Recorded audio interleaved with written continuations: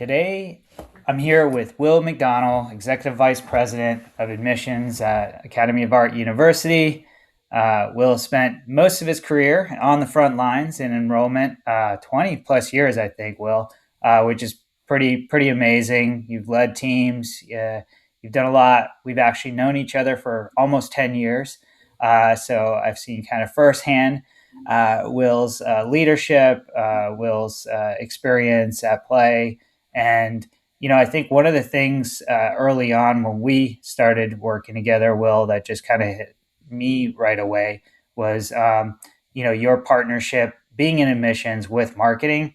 And I always like right away, the conversations were always kind of collaborative, knowing that like marketing and admissions should always work together, not separately. So I always thought that was pretty amazing. So welcome back, everybody, to ROI University, podcast for higher ed marketers and leaders who want to change the game and themselves. I'm Rustam Irani, your host, recovering engineer, former higher ed CMO, and today I'm excited to talk with Will, again, that I've known for quite some time, and just an amazing leader. So, Will, welcome to the pod. Thanks for joining us. One thing that I've learned over the years about you, which I didn't know, which I thought was very interesting and not surprising, is, I think sports people who have had experience in sports plays pretty well into leadership. And I think you've got an interesting story there of your background, which honestly was a little surprising to me, not because I didn't believe it. But if you don't mind giving us a little bit about your background, your personal career story, how you got into admissions, we'd appreciate that. No, absolutely. No, thank you for having me. I would say, for me, my career from an athletic standpoint, I had the opportunity to play football at Florida Atlantic University. What was interesting about that opportunity is it was a inaugural program. I had the opportunity to learn under a legendary coach, Howard Schnellenberger, and during that time, obviously you show up 18 years old, thinking you're ready to tackle the world. And we had a very old school coach. What I loved about the experience is it really molded me into who I am. It's molded me in understanding like personal accountability, but also like when it comes to not letting those around me down. I think that's probably the most important piece, right? So when you talk about the marketing and missions relationship, I think that relationship throughout the university matters, right? We are one team, we have one goal, and it's ultimately to ensure our student success. And I think that is something when I think about sports and having that single goal, that's the thing that matters the most. Yeah. It's interesting, even over the years. So, one of the many jobs I had when I was in college, was working at Enterprise, and I was a car prep. So, I would wash the cars, and I did that for about 2 months in the summer, and it was grueling in Gainesville, 95 degrees, 100 degrees. But Enterprise has always had a thing where they hire athletes, right? They just know in these management leadership positions, they just work out so well because they have that discipline. They have all those traits that you had mentioned. So I think, and there's other companies that do that as well, where they recognize kind of, and I think there's other disciplines and other areas that do that too. But I thought that was kind of cool because I'm also, not only am I a Gator, but I'm also an Owl. So I did my master's at FAU. And I remember Schnellenberger because I saw him at the dockside. There's like a little docks ice cream shop in Delray Beach. I Oh don't know yeah, if you know where that is, Will, but absolutely. I was there one day. We were eating, and this was his inaugural year, and you were on the team, and I didn't know that. But we were eating ice cream outside, and he pulls up in his he had an old Cadillac convertible or something with his wife. It was like I just remember it had like a red old convertible Cadillac with white leather or something. And Absolutely. he walked up. He was having ice cream next to us, and we said, "Hey, welcome to Boca," and all that. So, anyways, I don't know if you knew that, but yeah, it was pretty neat. So yeah, I think look, that's awesome. I think that background plays so well into kind of what you do and kind of what you're doing today. And I'd like to maybe talk a little bit about that. So you're currently the executive vice president of admissions at Academy of Art University. I know you've got a pretty extensive background working in higher ed across many different school sets, boot camps, you name it, undergrad, grad, and so on. So, I'm curious, kind of on your end, like you've been in it for 20 years. What do you feel is like the current state of admissions today? What's changed the most over the years, and where do you think it's kind of headed? Yeah, that's a great question. When I think about, wow, the last 20 years, what has changed? Sometimes I start with like what hasn't changed. And I think ultimately, uh, prospective students, learners, throughout the world, they're looking for an opportunity, right? They're looking for like what's next. And I think that remains true. I think when it comes to what's changed, there's so much noise in the space. There's so many options. And then when you think about that, there's even the growing skepticism, from prospective students, parents alike. And so, because things are not as straightforward as they were, I would say, even when I started, the path to opportunity was pretty straightforward. And I think today, it's not as linear as individuals would like. And I think that's something that universities and all of us, in this space are trying to navigate. So I think those are some of the biggest challenges and changes that I've seen throughout the years. But the thing that remains consistent for me is people still want change. They have that hope. They have that desire. And I think that's the thing that has always kind of kept me grounded, and I want to be a part of that journey and a part of that experience for students. Yeah, and look, I feel the same way. Being in higher ed for almost well, it's similar, almost 20 years on my end as well. But it's interesting because I tell this to everybody.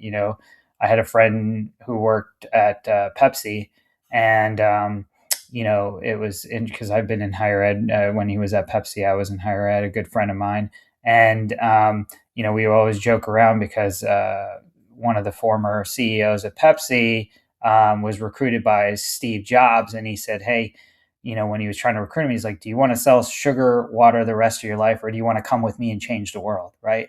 It's like that mindset of like having a big purpose, there a bigger purpose than just enrolling students or anything. I think it's really, really impactful going to some of these graduations. I can tell you, I've never felt so much like pride and joy, and seeing kind of our work come to fruition, which has just been so powerful and impactful. So yeah, I think you've kind of nailed it on that end. I guess the other question I have is like, a lot of times we have conversations with schools, and they're struggling with contact rates, they're struggling with trying to figure out if their admissions team is doing what they should be doing, whether it's like response time or follow up. And what do you see some of the things that maybe some schools just struggle with, or just are getting wrong, and that on the admission side, in how things might be set up, and what can they kind of do about it?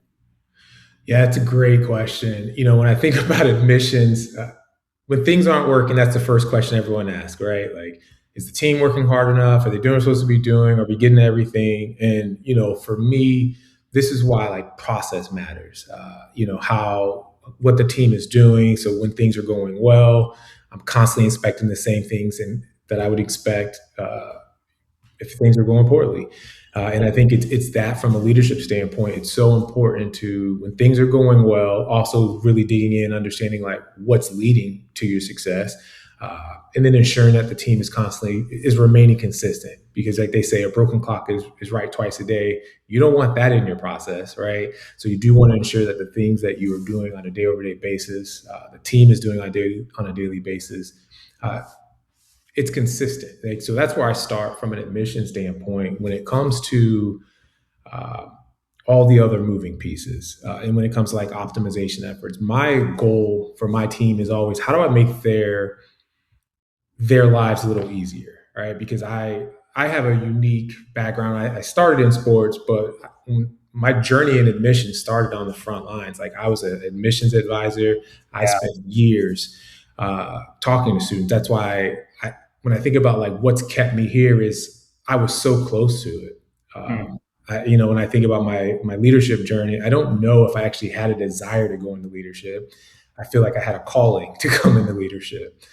And because of that, and when I thought about that, it was because I've always thought about the student. I always thought about their experience. I always wanted that to be very personal, and I wanted to be a part of that. And so, how do I help teach people that? And I think that's when I think about the admissions framework and leadership. It's not just teaching people process. It's teaching people those success like behaviors, the approach to like creating an experience when students come into our funnel. Because I think so often we get bogged down with like transactions, right? We know you have to do the application. You need to get, if you're doing financial aid, here's your FAFSA. We need your transcripts. We get so process driven, we forget there's a person, there's an underlying fear that potentially they're dealing with or concern. And so for me, it's really not forgetting the person as they go through this experience.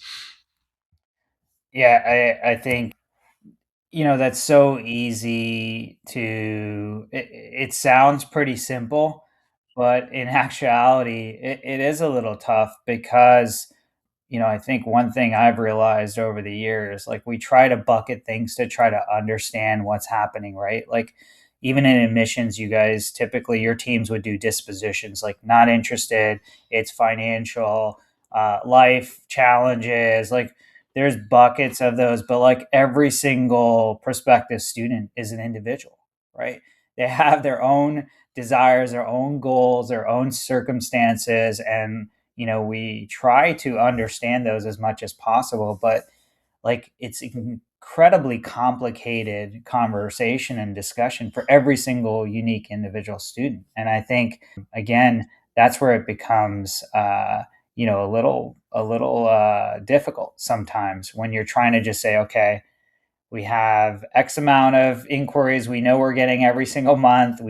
We are expecting X amount of applications, X amount of enrollments, because obviously we're baking into class start sizes and all of that. But like every single one of those conversations gives your team insights. And from a marketing perspective, those insights are critical because that helps the marketing teams do their jobs much better, right? When we can have more of that understanding. So this is where I'd like to pivot a little bit. On my end, I'm very grateful because early in my career in marketing, I worked with admissions leaders that were very much like you, and believed in a key partnership between marketing and admissions, and they need to be completely aligned.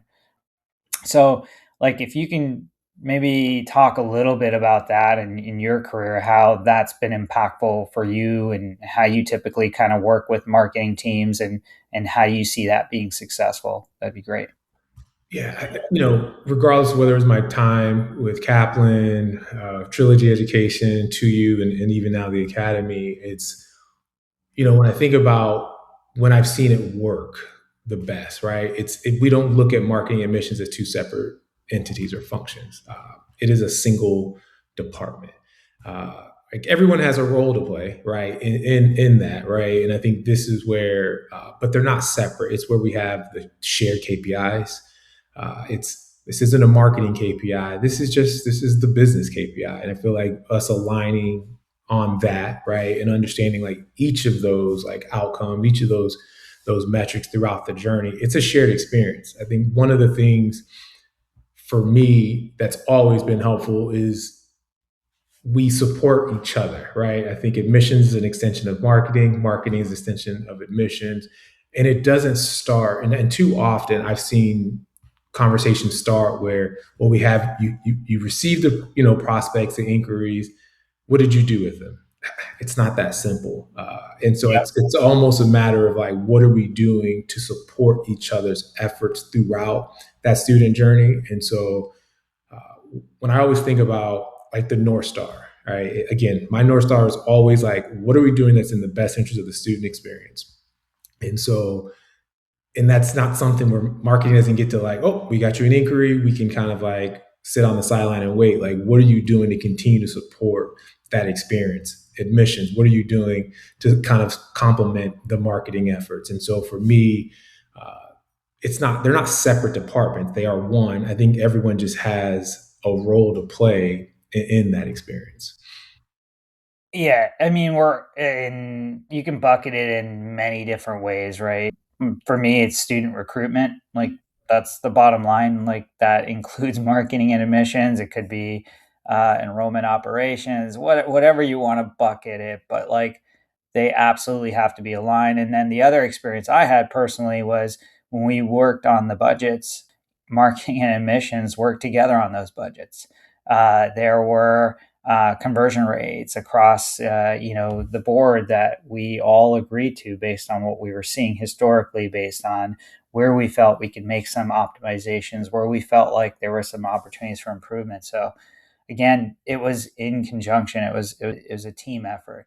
Have you ever been a part of anywhere where that was a frustrating situation for you between your team and marketing, where there just wasn't that collaboration, there were silos or any of that? I can tell you I've seen that, but I don't know if you've had that experience. I've been very fortunate, Okay. and I know this. I think I've done enough research. I've seen the horror stories per se, but I've been very fortunate. I've had great marketing partners throughout the years, and I feel like it's allowed me to become a greater.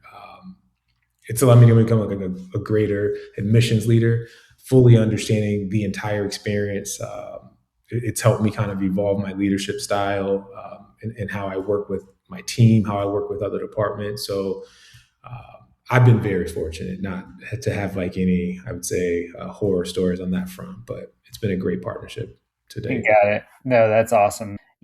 And I think the other side of that is, on the team side, when you look at kind of your team and building an admissions team, and I know you've done this. I remember even, I believe it was that trilogy where you had gone out to Arizona, you had built an entire team out there.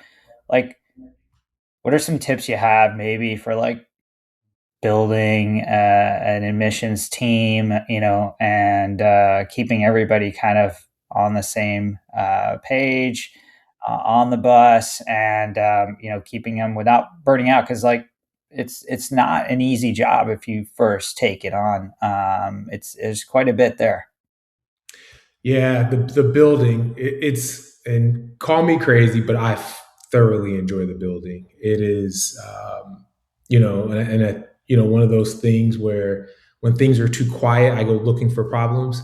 But when I think about the building, and even my time when I was in Arizona and I was building my admissions team out, one of the things for me was I understood everyone's role. I understood what everyone needed to do, but also when it came to like hiring, right? I wasn't trying to hire perfect.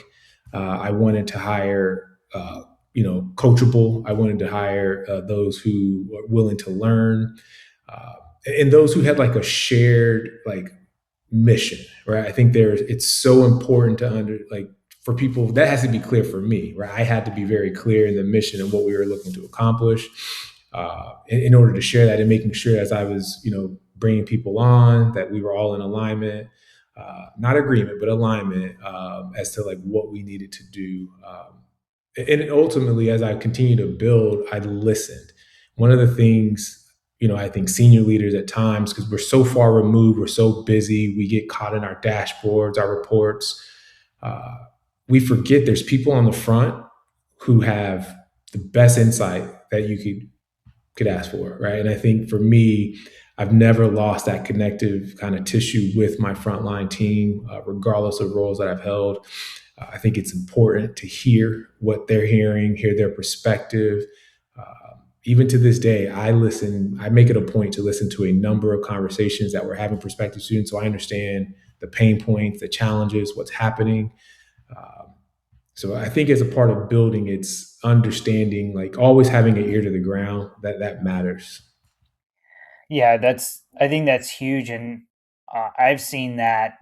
If you're not considering those things, if you're not having those conversations with the team, and especially with the team that are on the front lines, that are on the calls all day, I've seen that fail. I've seen some, in my consulting days or the last number of years, I've kind of had conversations about with schools looking for admissions leaders, bringing on admissions leaders, and them being gone within the first few months. And honestly, when I look back at kind of why they may not have been successful, like they've had the experience, they clearly had the resume, they clearly had a lot of those things, but they would come in and just try to change everything based on what they know without having those conversations internally to understand what's currently happening. Who are the team members on the team? What are their strengths and weaknesses? They're just coming in and saying, this is how it needs to be done. And I think to me, I've seen that fail. To your point, it's like having those conversations with the people that are on those calls, understanding the struggles, challenges, and the opportunities. I think that's just so huge because I can tell you personally, I've seen it fail if you don't do that. So I think that's interesting that you mentioned that. And then even again, going back to early on in my career when I was in marketing, the head of admissions would say, "Hey, come down, sit down with a couple of our reps, and just listen to calls." So I did that, and in over time, I had any new team member on our team that joined, I'd have them go over admissions and spend a day.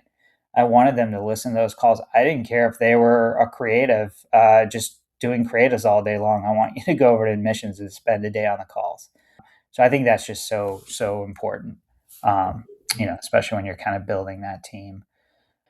I want to kind of pivot a little bit because this is a conversation that's coming up a lot. I know you're hearing it. You're being pitched all the time by every single new AI solution out there, Will, and there's plenty of them. And you and I both have seen some that have promised the world uh, and failed and not delivered on almost any of it.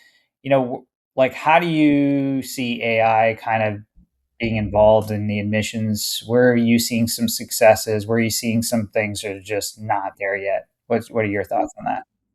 Oh, wow. That is I'm not going to call it a controversial question. It's a challenging question because, Yep. like to your point, there are so many products and services out there right now. I also one of the key questions I'm always trying to understand is like, how does this show up in the business? Like, how do we actually measure the impact?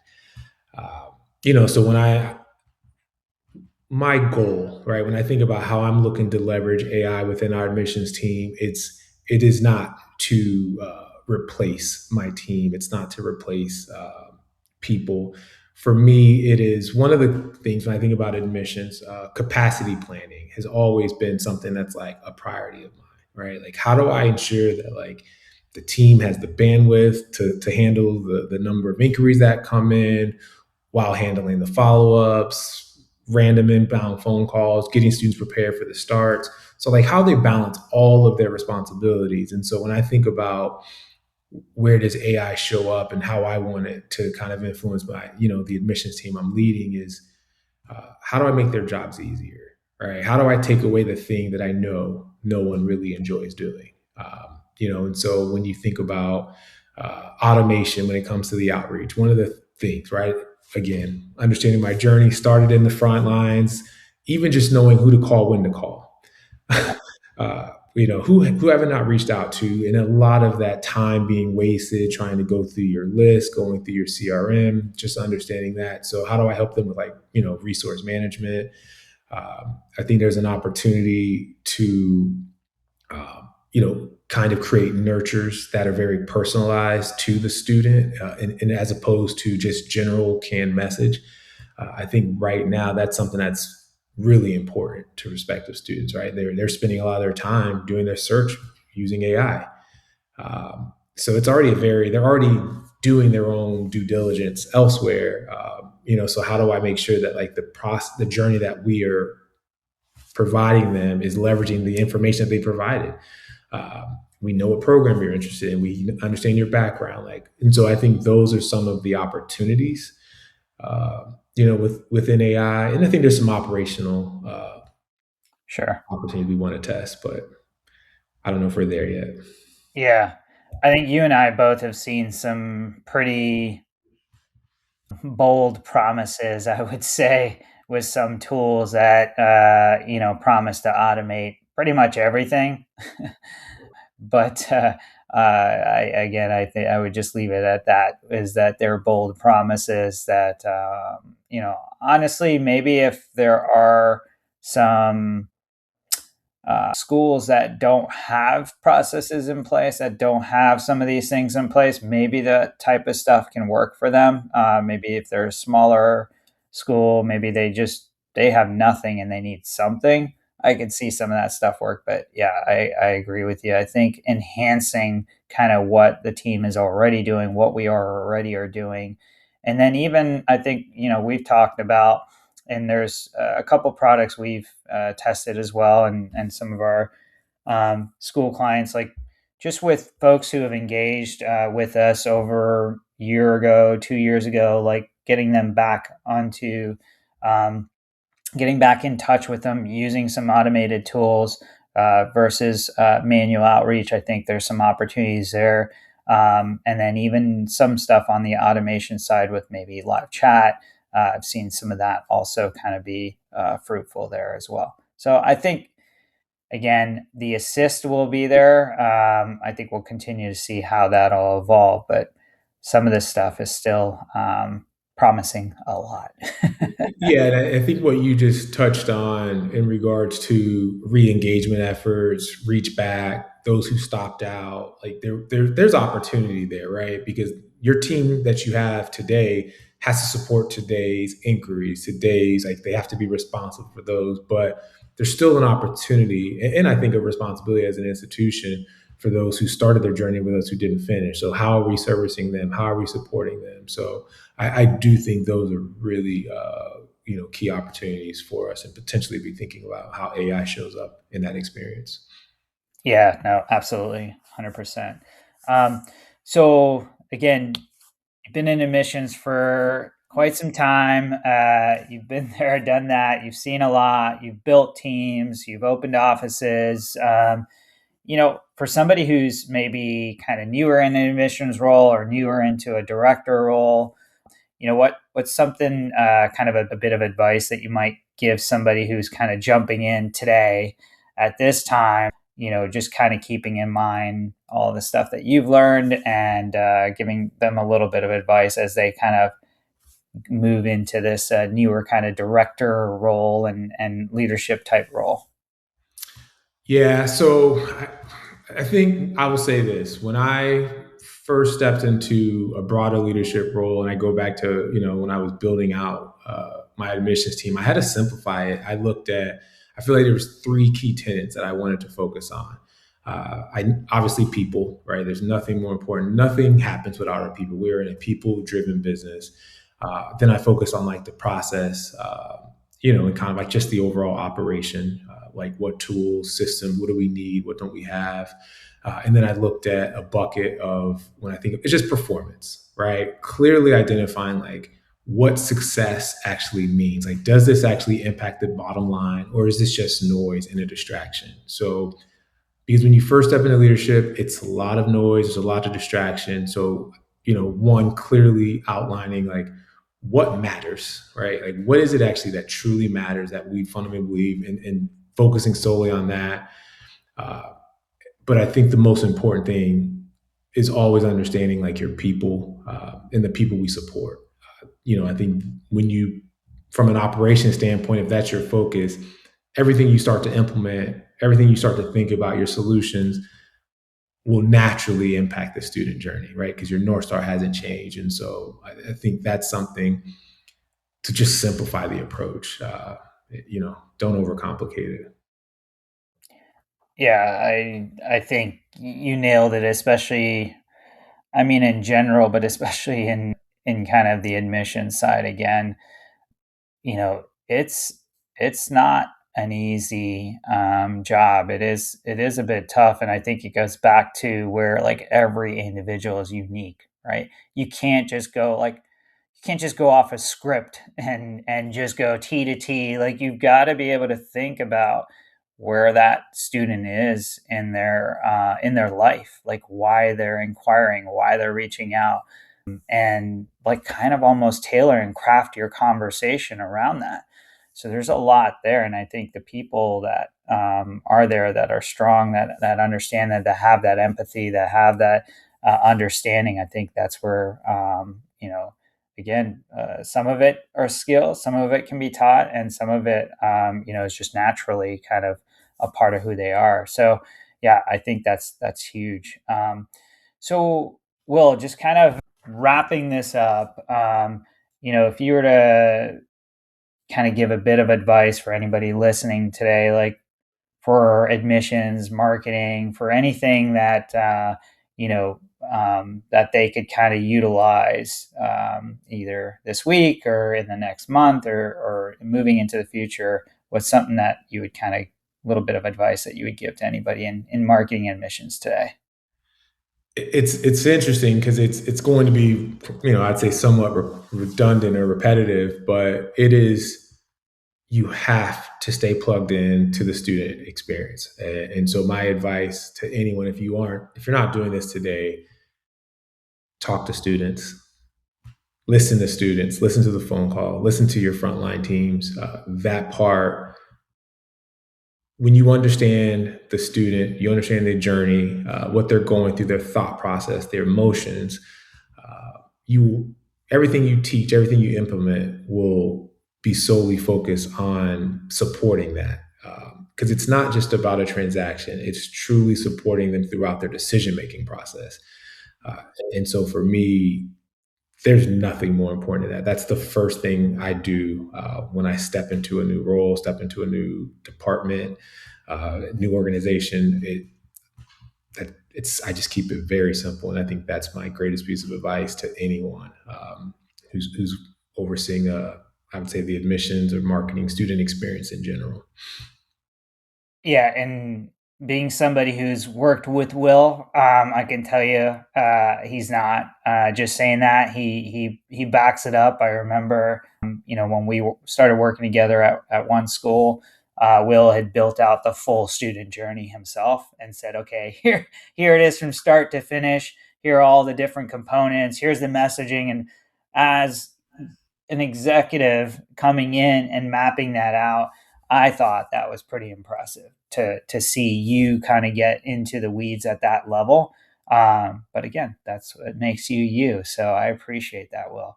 Well, Will, thanks for joining me. Really grateful. For anybody who wants to follow you or your work or connect with you, how can they do that? You can find me on LinkedIn, William McDonald. Um, yeah, look forward to. Thank you for having me. This has been great, and been great working with you throughout the years as well. So. Yeah, thanks so much, Will. Well, everybody, that's all for this episode of ROI University, where the big ROI is personal.